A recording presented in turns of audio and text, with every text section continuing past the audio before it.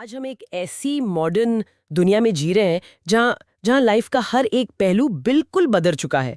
हम advance smartphones use करते हैं, हम एयरप्लेन्स में सफर करते हैं और मॉडर्न मेडिसिन ने ऐसी बीमारियों का इलाज ढूंढ लिया है जिन्हें पहले बिल्कुल लाइलाज माना जाता था। बिल्कुल सही बात है।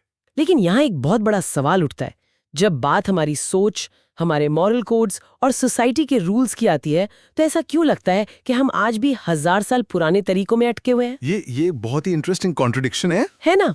तो इस डीप डिस्कशन में आगे बढ़ने से पहले एक छोटी सी रिक्वेस्ट, अगर इस तरह की डीप डिस्कशंस पसंद आते हैं तो प्लीज हमारे चैनल को सब्सक्राइब करें for more such videos and other knowledge based topics. साथ ही इस वीडियो को लाइक करें और फैमिली और फ्रेंड्स के साथ शेयर करें। हाँ, और इस चर्चा का जो असल मकसद है वो बहुत क्लियर होना चाहिए। हमारा मिशन किसी को गलत साबित करना नहीं है।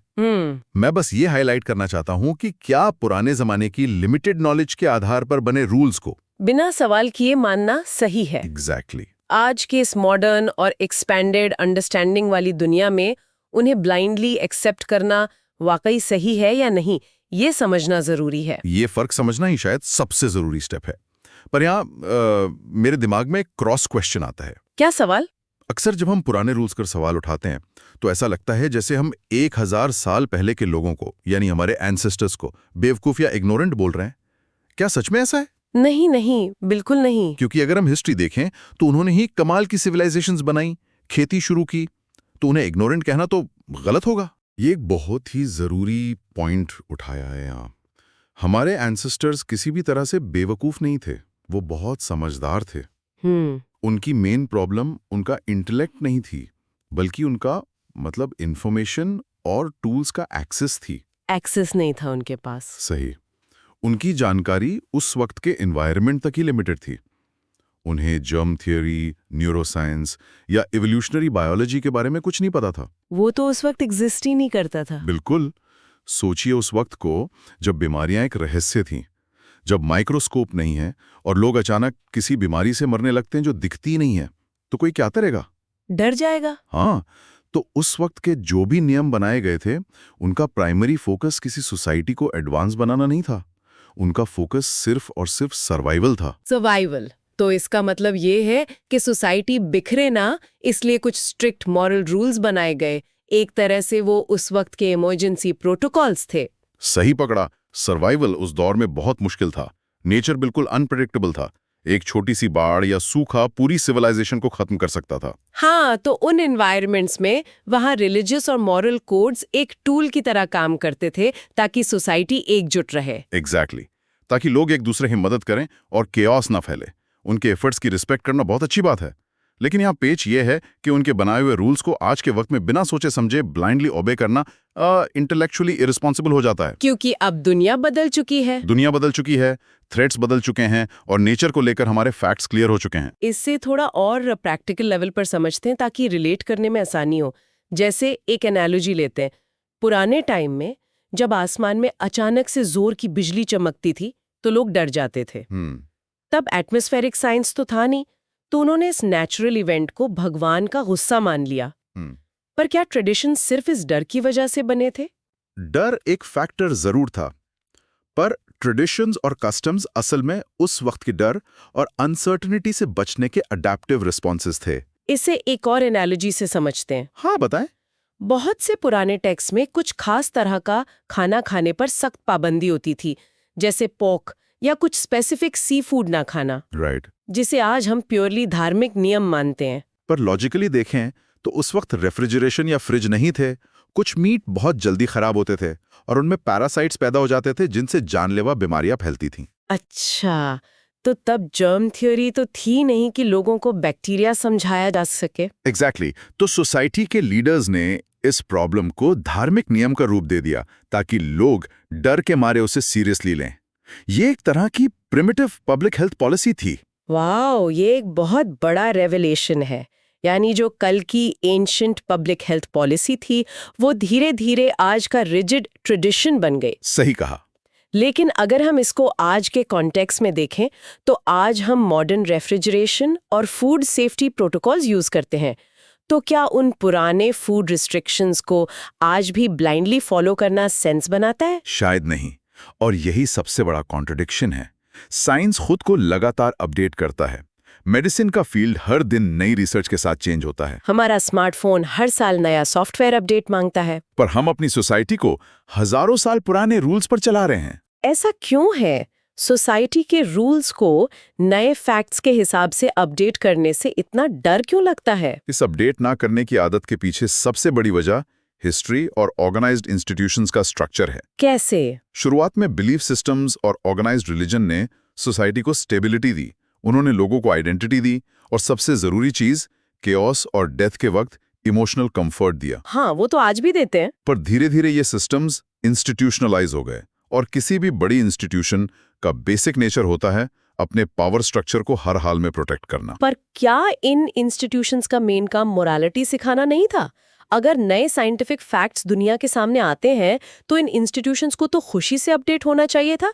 इसमें पावर बचाने जैसी बात कहाँ से आ गई? आइडियल दुनिया में तो वैसा ही होना चाहिए था, पर जैसे जैसे इंस्टीट्यूशंस बड़े हुए उनकी सर्वाइवल इस बात पर टिक गई कि लोग उनकी बात कितना मानते हैं।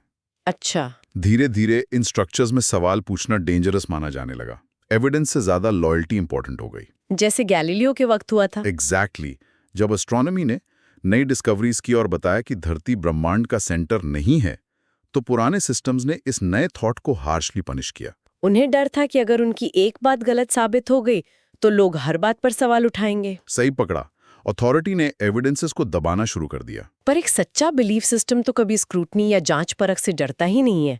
अगर कोई सच है तो उस पर कितने भी सवाल उठाए जाएं, वो अपनी जगह खड़ा रहेगा। बिल्कुल खड़ा रहेगा। लेकिन इसी बात से एक बहुत बड़ा विरोधाभास सामने आता है। ऐसा लगता है कि हम लोग एक तरह की डबल लाइफ जी रहे हैं। हम साइंस पर तो पूरा भरोसा करते हैं, जब हम फ्लाइट में होते हैं तो एरोडायनेमिक्स पर हमारा पूरा ट्रस्ट होता है। हाँ, वहाँ हम पुराने मंत्रों का जाप नहीं करते प्लेन को हवा में रखने के लिए। सही बात है। जब सर्जरी होती है तो हम एनेस्थीसिया और मेडिकल साइंस पर आंख बंद करके विश्वास करते हैं। लेकिन जब बात सोसाइटी के पुराने नियमों की आती है तो अचानक से हम साइंटिफिक लॉजिक को दरवाजे के बाहर फेंक देते हैं। ये सिलेक्टिव ट्रस्ट एक बहुत ही डीप ह्यूमन साइकोलॉजी का हिस्सा है। इसे हम इंटेलेक्चुअल इनकंसिस्टेंसी कह सकते हैं। ये कैसे काम करता है? इंसान तब एविडेंस को मानता है जब उसे इमीडिएट और फिजिकल फायदा दिखता है, जैसे सर्जरी में। पर जब बारी किसी डीपली हेल्ड कल्चरल बिलीफ की आती है तो वो एविडेंस को इग्नोर कर देता है, क्योंकि वहां इमोशन जुड़ा है। इसे साइकोलॉजी में कॉग्निटिव प्लेस होल्डर्स कहते हैं। कॉग्निटिव प्लेस होल्डर्स, ये टर्म थोड़ा टेक्निकल लग रहा है। इसे आसान भाषा में किसी डेली लाइफ के एग्जाम्पल से कैसे समझेंगे? जरूर। मान लीजिए जमीन का एक खाली प्लॉट है जहां आगे चलकर एक बहुत बड़ा हॉस्पिटल बनने वाला है। पर अभी बिल्डिंग बनी नहीं है, तो प्लॉट खाली ना लगे इसलिए लोग एक कमिंग सून का टेम्पररी बोर्ड या टेंट लगा देते हैं। अच्छा। इंसानी दिमाग भी बिल्कुल ऐसा ही काम करता है। जब इंसान को किसी नेचुरल फिनोमेनॉन का रियल साइंटिफिक रीजन नहीं पता होता था, तो दिमाग उस लैक ऑफ नॉलेज की जगह को डर, मिथ या सुपरस्टिशन से भर देता था। ओह, तो सुपरस्टिशंस वो ही टेम्पररी टेंस थे। हाँ, जैसे सोलर इक्लिप्सिस यानी सूर्य ग्रहण को बुरा शगुन माना जाता था क्योंकि सेलेशियल मैकेनिक्स पता नहीं था। पर प्रॉब्लम यह है कि आज जब साइंस की आलीशान बिल्डिंग वहां बन चुकी है, सब पता चल गया है, फिर भी कुछ लोग उस नई बिल्डिंग के अंदर जाने की बजाय उस पुराने टेम्पररी टेंट में ही रहना चाहते हैं। एग्जैक्टली। और ये बहुत खतरनाक हो सकता है। ये टेम्पररी टेंट वाला एग्जाम्पल सच में आंखें खोलने वाला है।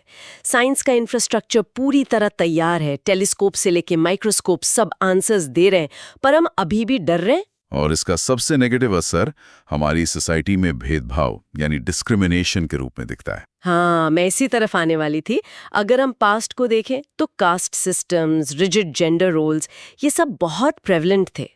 क्या इस डिस्क्रिमिनेशन का भी कोई सर्वाइवल कनेक्शन था? फीड करना था तो सोसाइटी को स्मूथली चलाने के लिए लेबर का डिविजन जरूरी था। उन सोसाइटीज के पास कॉम्प्लेक्स इकोनॉमिक मॉडल्स या मशीन्स तो थी नहीं। सही। तो उन्होंने जन्म के आधार पर काम बांट दिया। वहीं से स्ट्रिक्ट हायरार्कीज बनी। उसी तरह फिजिकल स्ट्रेंथ सर्वाइवल के लिए जरूरी थी, खेती के लिए या जंग के लिए। इसलिए जेंडर रोल्स रिजिड बन गए कि मर्द हार्ड लेबर करेंगे और औरतें घर देखेंगी। वो उस वक्त का एक स्ट्रिक्ट इकोनॉमिक टूल था। लिमिटेड रिसोर्सेज में वो फंक्शन कर रहा था। पर आज इसे सीधे तौर पर एक आउटडेटेड सोशल टेक्नोलॉजी कहा जा सकता है। Outdated social technology. तो आज के मॉडर्न टाइम में जब फिजिकल स्ट्रेंथ की उतनी वैल्यू नहीं है जितनी इंटेलेक्चुअल स्ट्रेंथ की है, तब इन हायरार्कीज का क्या मतलब रह जाता है? कोई मतलब नहीं रह जाता। आज मॉडर्न नॉलेज ने इन पुराने अजम्पशंस को डिस्प्रूव कर दिया है। बायोलॉजी और जेनेटिक्स साफ साबित कर चुके हैं कि सभी इंसान जेनेटिक लेवल पे इक्वल है। और साइकोलॉजी दिखाती है कि अपॉर्चुनिटीज और एजुकेशन से इंसान की लाइफ शेप होती है, जन्म से नहीं। बिल्कुल। और जो जेंडर रोल्स पहले नेचुरल माने जाते थे, वो अब समझ आ चुका है कि बहुत हद तक सिर्फ सोशल कंडीशनिंग थी। तो जब हम डीएनए लेवल पर समान हैं, तो किसी को उसके बैकग्राउंड की वजह से कमतर मानना सिर्फ अनएथिकली नहीं, बल्कि साइंस के खिलाफ है। सही कहा।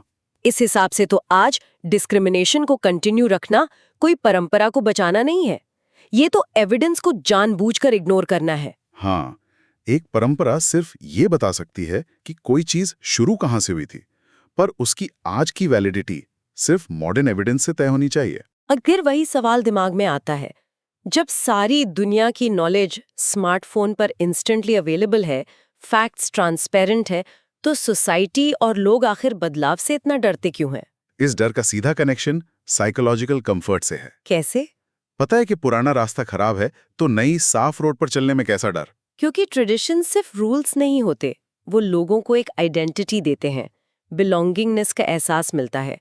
एवोल्यूशनरी साइकोलॉजी बताती है कि इंसान को फैक्चुअली गलत साबित होने से उतना डर नहीं लगता जितना सोशल आइसोलेशन यानी समाज से अकेले पड़ जाने से लगता है। एग्जैक्टली। अगर कोई आज पुराने बिलीफ को शार्पली क्वेश्चन करता है, तो उसे अपनी ही कम्युनिटी से बॉयकॉट होने का रिस्क उठाना पड़ता है। इसलिए लोग उस कंफर्ट को छोड़ना ही नहीं चाहते, भले अंदर से उन्हें पता हो कि सिस्टम इलॉजिकल है। भीड़ के साथ चलना आसान होता है, इंडिपेंडेंट सोच रखना सच में एक बहुत लोनली एक्सपीरियंस हो सकता है। ये अकेलेपन का डर सच में बहुत पावरफुल इमोशन है। लोग एक गलत फैक्ट के साथ भीड़ में चुपचाप खड़े रहना प्रेफर करते हैं। पर हिस्ट्री इस बात की गवाह है कि दुनिया में हर बड़ा प्रोग्रेस तभी हुआ है जब किसी ने इस डर को पीछे छोड़ के हिम्मत दिखाई। अगर लोग सोसाइटी का विरोध ना झेलते, तो शायद आज भी दुनिया यही मानती कि धरती फ्लैट है। करेज के बिना प्रोग्रेस पॉसिबल ही नहीं है। ह्यूमैनिटी का अगला बड़ा कदम टेक्नोलॉजिकल नहीं होने वाला है। तो कैसा होगा? असली प्रोग्रेस अब इंटेलेक्चुअल और एथिकल स्पेस में होगी, क्योंकि टेक्नोलॉजी सिर्फ एक टूल है। अगर उस टूल को यूज करने वाले इंसान का माइंडसेट 1000 साल पुराना है, तो वो टेक्नोलॉजी का यूज सिर्फ नफरत और डिवीजन बढ़ाने के लिए करेगा। ये तो बहुत अलार्मिंग है। अपने एंसेस्टर्स को रिस्पेक्ट देने का तरीका ये बिल्कुल नहीं है कि हम उनकी आदतों को कॉपी करते रहें। सच्ची रिस्पेक्ट ये है कि हम उनकी एवोल्यूशनरी जर्नी को आगे बढ़ाएं। सोचिए, अगर उन्हीं एंसेस्टर्स के पास आज की मॉडर्न साइंस होती, तो क्या वो अपने रूल्स अपडेट नहीं करते? वो जरूर करते। हम आज मीडिएवल टूल्स यूज करके सर्जरी नहीं करते, तो फिर हम एंशिएंट सोशल कोड से आज की इस कॉम्प्लेक्स सोसाइटी को कैसे चला सकते हैं? सही बात है। पर यहाँ एक कंफ्यूजन दूर करना जरूरी है। अक्सर कुछ लोगों को लगता है कि इन बातों का मतलब है अपने कल्चर को, अपनी जड़ों को पूरी तरह से मिटा देना। क्या सच में ऐसा है? नहीं नहीं, कल्चर को मिटाने की बात यहाँ बिल्कुल नहीं हो रही है। क्योंकि उसके बिना तो हम रूटलेस हो जाएंगे ना। कल्चर को बचाना बहुत जरूरी है। हमारी लैंग्वेज, आर्ट, म्यूजिक, कंपैशन, ये सब ह्यूमैनिटी को रिच बनाती हैं। हमें इन्हें प्रिजर्व करना चाहिए। लेकिन सोसाइटी के जो पुराने हिस्से डर पैदा करते हैं या इनइक्वालिटी और भेदभाव बढ़ाते हैं, सिर्फ उन्हें छोड़ देने में ही भलाई है। हिस्ट्री एक गाइड होनी चाहिए, प्रिजन नहीं। जो सिविलाइजेशन नए फैक्ट्स के साथ अडेप्ट नहीं होती, उसका डिक्लाइन तय है। सर्वाइवल ऑफ द फिटेस्ट का रूल सोशियोलॉजी पर भी लागू होता है। एकदम सही कहा। एक्सपैंडेड नॉलेज के साथ एक्सपैंडेड रिस्पॉन्सिबिलिटी आती है। किसी नियम का सदियों से चला आना उसकी करेक्टनेस की गारंटी नहीं देता। सच्चाई की कसौटी टाइम नहीं, बल्कि एविडेंस है। प्रोग्रेस का मतलब हिस्ट्री के खिलाफ बगावत करना नहीं है, बल्कि हिस्ट्री से सीखकर उसका अगला वर्जन बनना है। यही सबसे बड़ा टेक अवे है। ह्यूमैनिटी आज ऐसी एज में है जहां हमारे पास यूनिवर्स को समझने के बेस्ट टूल्स है। हमारी सोच और एथिक्स को भी उतना ही इवॉल्व होना पड़ेगा जितनी टेक्नोलॉजी हुई है। तभी हम एक ट्रूली मॉडर्न और फेयर दुनिया बना पाएंगे। ये सच में एक बहुत बड़ा पैराडाइम शिफ्ट है। हमें प्रेजेंट के बेस्ट फैक्ट्स का यूज करके एक फार बेटर फ्यूचर बिल्ड करना है। बिल्कुल। तो इस सारी डीप और एविडेंस बेस्ड डिस्कशन को दिमाग में रखते हुए एक बड़ा ही सोचने वाला सवाल उठता है। क्या कोई ऐसी पुरानी परंपरा या ट्रेडिशन है जिसे आज की मॉडर्न नॉलेज और साइंस के हिसाब से पूरी तरह अपडेट करने की सख्त जरूरत है? इसे कमेंट सेक्शन में जरूर शेयर किया जा सकता है। हाँ, ये एक जरूरी डिस्कशन है। As you have watched full video, आप यहाँ तक आ गए हैं, तो जाने से पहले please subscribe to the channel to get such useful and informative videos notification.